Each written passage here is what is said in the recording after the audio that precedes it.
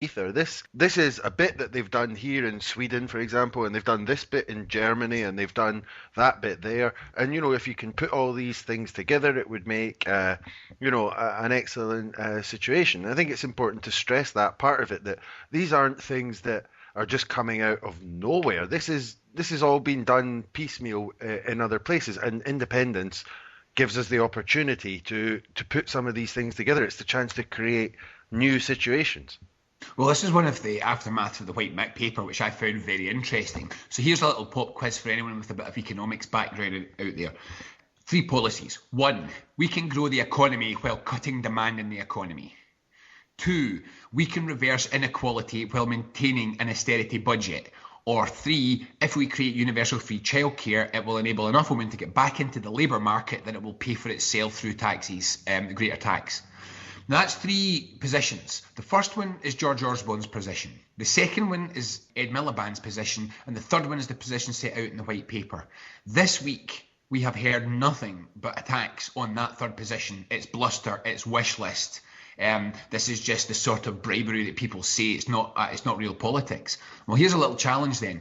Go out and find me any place, anywhere, where A, you've cut demand and grown economy. B, you've maintained an austerity budget and reversed inequality. Or C, you've done the childcare stuff. The answer is the childcare one's been tried and achieved many times over. The other 2 are fantasy. So this is one of the important things which we've got to deal with here.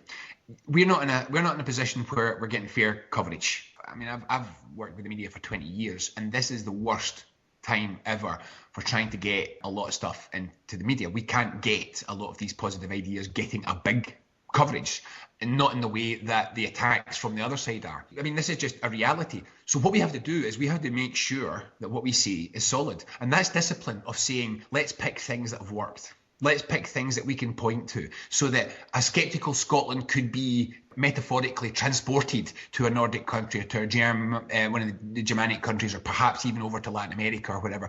We could take them there and we could say, this is what it looks like. This is what it looks like when you get it right. This is what it looks like when it works. So that discipline's quite important. And it won't overcome that problem. The problem of saying everything's impossible. This is the Westminster mantra. Everything's impossible except big business, except big corporations. Everything else cannot be done. Well, it can. It's been done. Like I say, we can go and you can see it working, and it does work. So that has been one of the things that we kind of decided to do early on. Is we don't want to sit about for day after day after day trying to say to people, no, this stuff's possible. No, this stuff's possible. We wanted to pick stuff which is not only possible but happening. It makes it much harder for people to say. But what we now get is things like, oh yes, but that emerged in a different political and historical context. Okay, fine. If that's the debate that we're having, it's better than saying this is all impossible. So yeah, it was a very specific point that we made with Common Meal. Do what works and find a way to translate it to Scotland in 2013 or 2015 by the time we get a chance, probably. That's actually a completely absurd argument that this emerged in a different political time and context. If you could say democracy emerged in ancient Greece, it's a very different time and political context. This is an absurd argument. You can do it with anything. You can do it with anything. I'd like an omelette. Oh, but wait a minute. The Danes, their chickens emerged in a different historical and political context. I know, but an egg's an egg. So this idea that there was something specific and unique that happened at one moment and you can never replicate it. These arguments are just the weak arguments of people who are losing the debate. And this is the thing which I must admit, more than a small degree of surprise, again, about how quick some of the Commonwealth stuff's taken off. But I think it's telling that people are more and more trying to find ways to nuance the response to this. So not many people are saying this can't be done. The usual response is, oh, you'll need to raise taxes. And again, in our tax paper recently, we showed that that's not a proper reading of the situation. In fact, it might be worth just pointing that out in case anyone's not seen it yet. The problem isn't that our taxes are too low. The problem is that our wages are too low. We are the second lowest pay economy among advanced economies in the UK. And if anyone hasn't heard me droning on about this, if you imagine that there's this virtuous salary zone of say between 25,000 and 35,000 where people can, they can shop, they can look after their family, pay their bills, pay their taxes, participate in the society, the economy. They're not tax avoiding, they don't have a tax lawyer. Only 1 in 5 working Scots are in that category of 25,000 to 35,000. 3 out of 5 working Scots earn less than £25,000 and half earn less than £21,000. So in our tax paper, what we did was we said, right, let's imagine that we had the income distribution and the economic participation, the low levels of unemployment that they've got in a Nordic country. Let's remodel the existing Scottish economy, the existing UK tax system, with that kind of profile of people working. When you run it turns out... Did you filter the oil in as well, or leave it out? No, this is purely, simply income tax take. Okay. If you just, what we did, we took the income tax model. This is the table of existing people in Scotland paying income tax and how much it raised. And we just reran that table, didn't change the tax rates at all. So kept the tax rates exactly the same.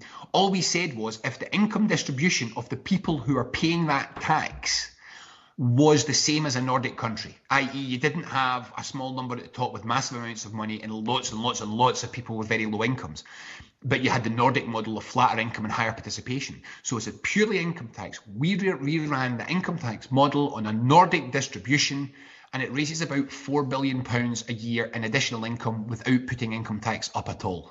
So what we were trying to show with this is, if we can fix the economy, if we can create a productive economy which has people in decent jobs, it's worth £4 billion of additional income without doing anything to tax rates. Now that's all the worries of the IFS sorted right there. You know, they'll worry about £2 billion, £3 billion, £4 billion gap in the shorter to medium term. Well, that's that solved. Let's go on to our next problem then. So the next problem is, how do we get to that economy? So what we were trying to show is that the entire debate and narrative around tax, and in fact the whole debate around Scotland's public finances, it's all a mistake. It's all being done in the wrong way. The white paper tries to move that forward a bit, but it is still a problem. And the best way to describe this was, and I've forgotten who it was, but it was someone in the ESRC, the Economic and Social Science Research Council project on the referendum, described it very well. They described the IFS report as a vision of a yes future, but with the policies of no. Now that's exactly what it is. This is to say, the IFS report says this is what would happen to Scotland if it went independent and did exactly the same as it's doing now. And it says, here's the big tax gap that would emerge. And I sit and I look at it and I think, yeah, no, but we're not having independence, so we do exactly the same as we're doing now. This is a crazy analysis, a crazy comparator. And so that's what this tax paper was partly about. This tax paper was partly about, the tax paper did not solve all the problems of tax. It just looked at how we would deal with public finances by fixing the labour market, and then how we would find taxes that would get us there. So we can get there fine with some whisky taxes, some wealth taxes, some resource taxes, a few other bits and pieces like that. And we can deal with the public finances. But this was the aim of showing that a yes future is not the same as a no future. They're not the same things, but with a different flag. And so that's what the tax stuff was trying to do. It was trying to say, look, again, you say we can't afford this. And we're saying, look, just up the road, just look across the sea there. There's a whole bunch of economies which are not bigger than ours, they're just better than ours. And if you make them better, this is what happens to the tax. So that it is this attempt to come back and to say, right, we've heard that it's impossible, or that it's going to involve crushing everyone with taxes. Here's how we're showing this is not true. Here's how we're showing an alternative. I'm a little disappointed we didn't get much coverage from that. I've got to say, one of the worst things that happened, we got a decent hit in the Sunday Herald, but when we put the final paper out, the Herald, to my great shock, a newspaper I used to admire greatly, the Herald managed to run a rebuttal to our tax paper without mentioning the tax paper. So we didn't get as much pickup in that one as I'd liked. I'm sure that's partly because it gave the sorts of answers to tax questions that the other side really don't want to be answered.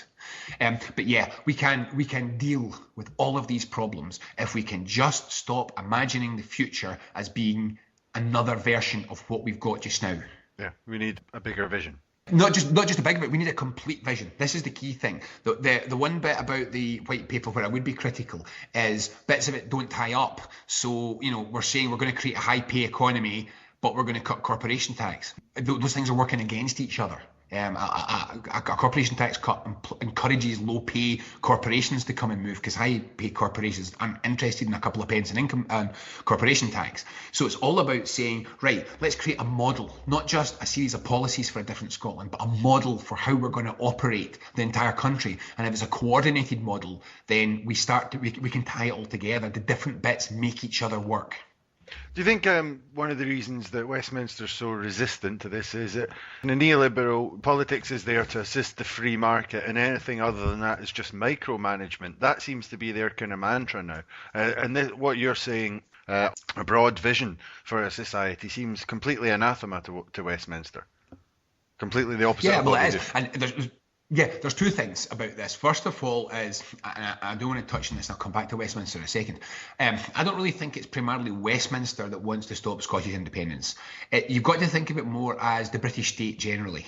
It's the arms industry who doesn't want to see Scotland going because it's going to mess up Trident and a whole bunch of elements in the arms industry. It's people who see Britain as a great power who want to sit on as a permanent member of the Security Council of the United Nations. They don't want to see Britain going. It's the people who require oil wealth. It's the people who require Scotland to be part of a passive consumerist economy which keeps Britain moving, who want Scotland not to go. It's the people that manage the currency in the City of London who are desperate not to lose Scotland because the balance of trade, the balance of payments figures would be really bad. It is the British establishment who require Scotland, not because they have any love for us, but because they have a necessary functional use for us. Those are the people who are primarily trying to stop this campaign, trying to stop the independence movement. And Westminster, they have their own vested interests, but they don't, in my view, I don't think that politicians of Westminster are really the warriors to keep Britain together that a lot of people think they are. I mean, David Cameron doesn't look all that interested. I really do think it's the British establishment who's got more than a bigger and stronger interest in keeping Scotland tame and on the end of a leash. But yeah, Westminster's a mess. Westminster has lost the capacity to see. It's become a chamber of the blind. They believe that the one model, which is dictated to them over and over by the City of London, by the money markets, by the right-wing media, this model of the only thing you can do as a government is sit back and let the most powerful win. That is the whole UK philosophy. It's a conflict model.